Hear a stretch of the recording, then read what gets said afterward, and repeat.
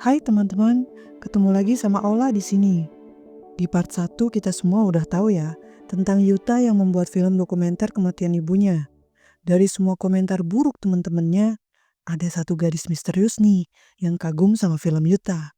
Langsung simak video ini untuk tahu lanjutannya.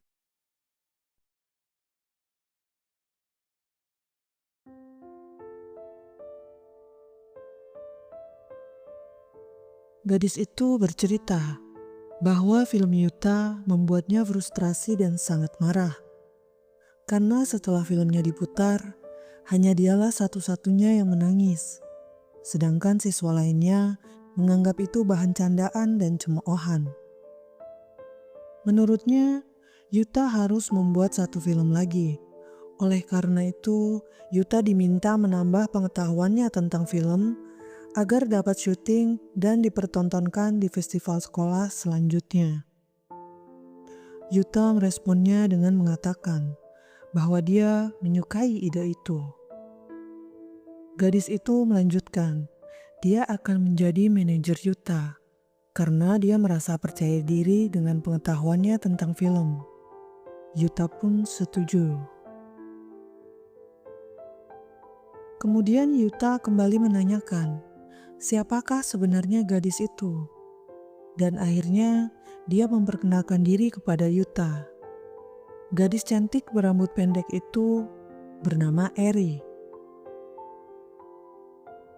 Sesampainya di rumah, Yuta merekam video dirinya lagi. Tapi kali ini dia berkata, hidup itu indah dan murni. Yuta juga meminta kepada siapapun yang mempertimbangkan untuk mengakhiri hidup agar coba memberikan kesempatan kepada kehidupan sampai akhir perjalanannya. Karena manusia akan mati pada waktunya masing-masing. Rupanya, perkenalan singkat antara Yuta dan Eri telah membuat Yuta berubah pikiran dan mendapatkan semangat hidup yang baru. Keesokan harinya, Eri menyarankan Yuta untuk membuat kesimpulan dari film yang mereka tonton semalam. Setelah memecahkan tentang isi film itu, barulah mereka akan membahas lagi bagaimana selanjutnya. Sepulang sekolah, mereka bersama membeli makan malam ke minimarket untuk dimakan sambil menonton beberapa film. Dan begitulah rencana mereka seterusnya. Setiap pulang sekolah, mereka akan makan malam sambil menonton beberapa film. Tanpa disadari, mereka telah banyak menghabiskan waktu bersama, bercanda, dan membahas banyak hal. Saat Yuta bertanya kepada Eri, apakah Eri menyukai hal-hal klise? Karena Yuta melihat dari Eri yang selalu menangis ketika tokoh film akhirnya mati. Eri menjawab bahwa dia menangis karena ceritanya menggambarkan kehidupannya.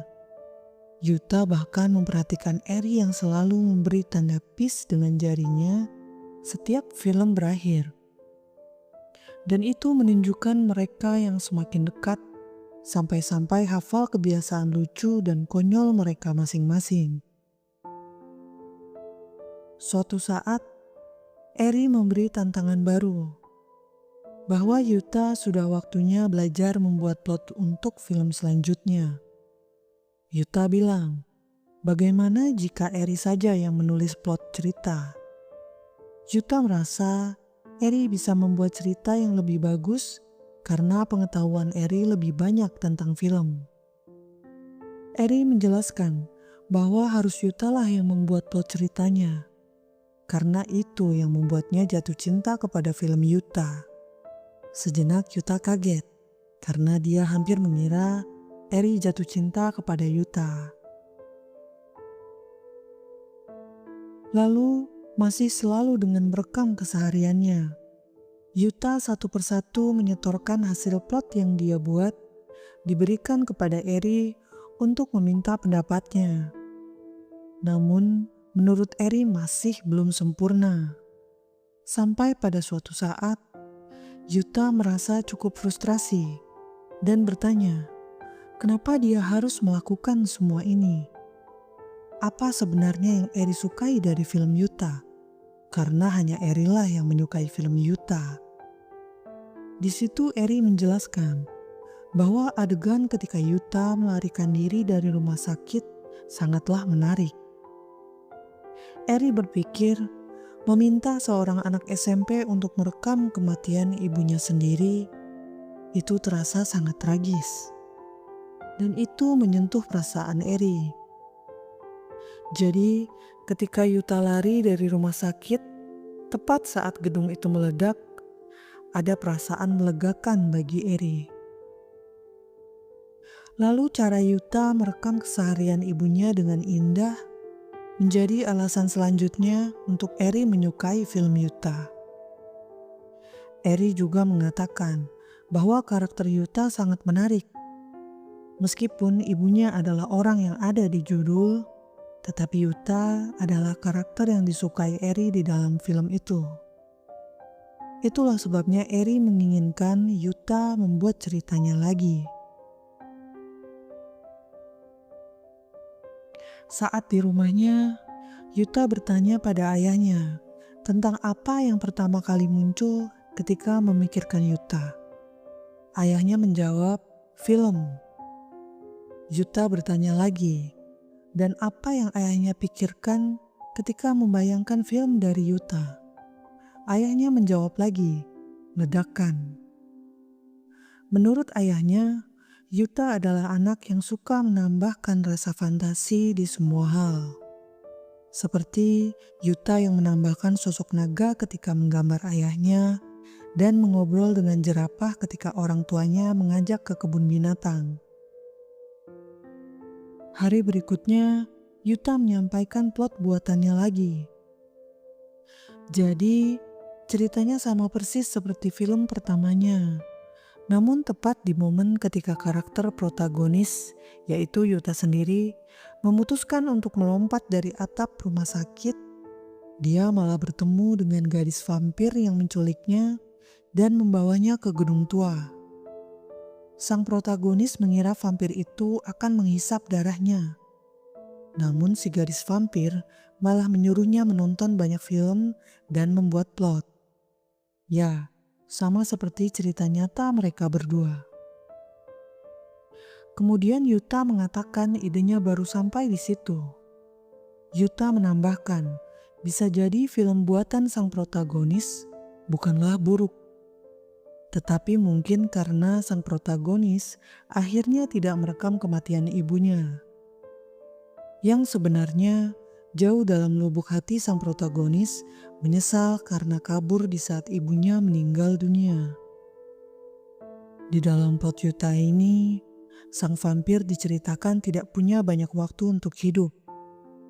Meskipun sang vampir telah hidup puluhan atau ratusan tahun, tetapi dia akan mati karena sebuah penyakit atau sejenisnya. Dan karena takut dilupakan, si gadis vampir meminta sang protagonis untuk merekam setiap momen mereka bersama. Yuta melanjutkan, selama sang protagonis dan gadis vampir membuat video rekaman bersama, mereka justru saling jatuh cinta. Tapi sang vampir semakin hari semakin melemah. Yang pada akhirnya, sang protagonis merekam akhir hidup sang vampir dan kisah cinta mereka terpaksa berhenti sampai di situ. Dan dengan merekam sebuah kematian, sang protagonis merasa lega karena meskipun ini menyedihkan, tetapi dia akhirnya telah melakukan sesuatu hal yang dia sesali karena tidak ia lakukan ketika ibunya meninggal. Dan akhirnya sang protagonis malah mendapatkan kembali kemauan untuk hidup dan kepercayaan dirinya untuk membuat film, dan film pun akan tamat di momen itu. Setelah mendengar itu, Eri terdiam sejenak, lalu berkata, mungkin itu akan bagus. Yuta bilang cerita ini mungkin akan diterima baik oleh para siswa yang pernah melihat film pertamanya. Eri pun tersenyum. Dia tahu bahwa karakter vampir di cerita Yuta adalah dirinya. Dan benar, plot yang baru saja Yuta sampaikan memang sama persis seperti cerita Yuta bersama Eri. Hanya saja, selain ada Yuta sang protagonis, di situ juga ada Eri yang digambarkan sebagai karakter gadis vampir. Kemudian Eri mengatakan, sekarang Yuta hanya perlu menambahkan detail dan menuliskan plotnya. Yuta setuju, tetapi Yuta meminta Eri bertemu dengan ayahnya sebelum dia menulis skenario. Karena ayahnya ingin mengenal Eri. Eri pun setuju dengan senang hati. Saat itu pun tiba. Eri makan bersama Yuta dan ayah Yuta.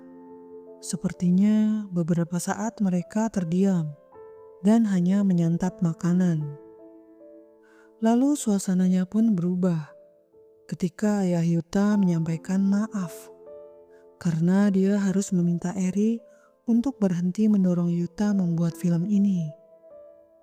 Ayahnya merasa sedih karena dia menyaksikan betapa sakitnya Yuta atas kematian ibunya dan bagaimana Yuta berusaha keras untuk melampiaskan emosinya.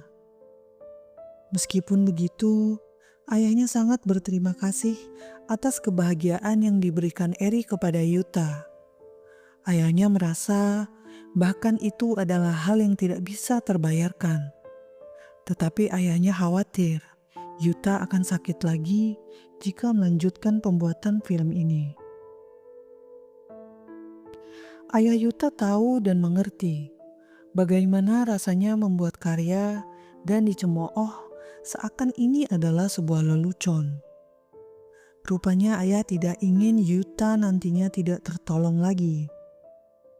Ketika Yuta hendak membela diri, karena ini adalah keputusan Yuta sendiri, ayahnya malah menjadi marah dan putus asa, yang akhirnya tidak bisa menahan emosinya, lalu meminta Eri pergi dan menjauh dari Yuta. Menjaga keluarganya adalah janji ayah kepada ibu Yuta. Dia memohon pada Eri untuk tidak memperdulikan Yuta dan keluarganya lagi. Lalu semuanya terdiam. Dan cut. Rupanya mereka justru sedang syuting film. Ayahnya bertanya, apakah aktingnya terlalu kaku? Eri menjawab bahwa ayah Yuta sangat hebat. Dan kali ini, ayah Yuta benar-benar berterima kasih kepada Eri. Karena selalu mendampingi dan menyemangati Yuta.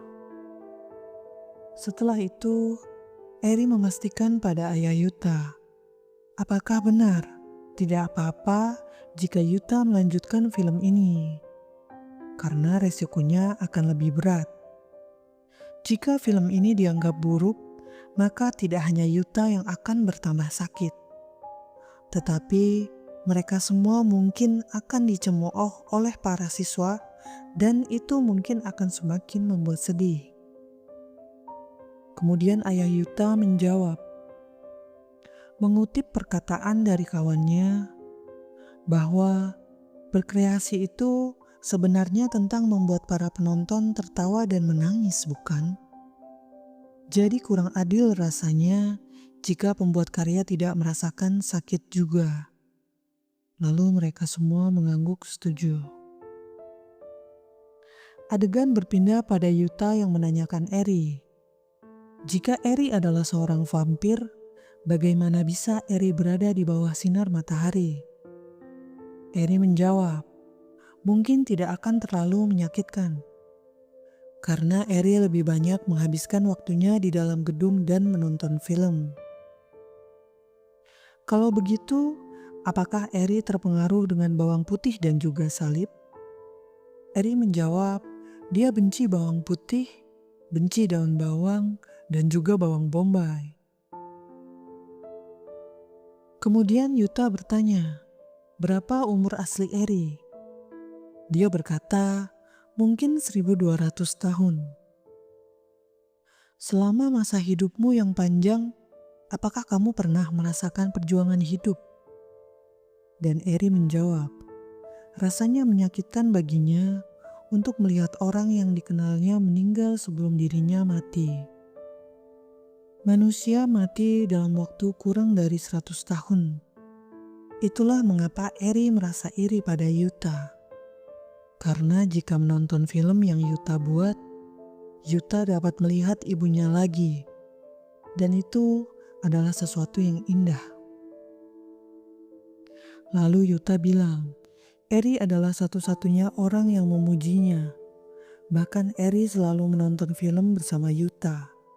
Ditambah lagi, Eri bersedia akting di film Yuta selanjutnya secara gratis. Yuta sangat berharap bisa membalas kebaikan Eri dengan suatu cara. Eri menanggapi, kalau begitu biarkan dia meminum darah Yuta. Lalu tiba-tiba saja Eri jatuh dan pingsan di atas sebuah genangan air.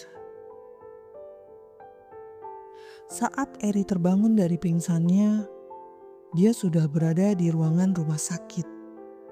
Yuta masuk menjenguknya. Dia berkata, dia mengirimkan video agar Eri cepat sembuh. Kemudian Eri tertawa, karena ternyata video itu berisi adegan Yuta yang sedang buang air besar di dalam toilet. Dia bilang itu adalah video untuk anak cucu. Dan dia masih punya lebih banyak lagi video yang lucu dan menjijikkan untuk ditonton Eri ketika sudah membaik nanti. Kemudian Eri terdiam sesaat. Lalu berkata, kalau dia tidak akan bisa membaik. Itu adalah cara penyakitnya bekerja. Yuta kebingungan. Dia bertanya-tanya. Dia yakin ini bukan tentang film dan meminta Eri menjelaskan situasinya. Kemudian Eri berkata bahwa melihat film Yuta membuatnya merasa terkaitkan dengan ibu Yuta. Eri sangat mengerti rasanya ingin punya seseorang yang bisa merekam kematiannya. Film di mana seseorang itu bisa merasa seakan-akan terus hidup dan Eri merasa iri karena hal itu. Eri melanjutkan bahwa dia memiliki permintaan, yaitu Yuta merekamnya sampai pada waktu kematiannya. Yuta sangat terkejut dan mengatakan bahwa tidak mungkin ada orang yang ingin melakukan hal itu, merekam orang terdekatnya ketika akan mati. Yuta pergi berlari ke sekolah sambil selalu merekam kegiatannya. Tetapi dia merasa tidak baik-baik saja. Dan Yuta memutuskan untuk kembali ke rumah. Sesampainya di rumah, ayah Yuta menghampirinya dan berkata bahwa dia sudah mendengar tentang kabar Eri. Ayah bertanya, apakah Yuta tidak berangkat ke sekolah? Yuta malah menjawab, dia hanya ingin dibiarkan sendiri dan meminta ayahnya untuk pergi dari kamarnya. Kemudian ayahnya sempat terdiam dan tiba-tiba berkata, sebenarnya ayahnya merekam di mana detik-detik ibunya akan mati. Ayahnya menawarkan Yuta menontonnya.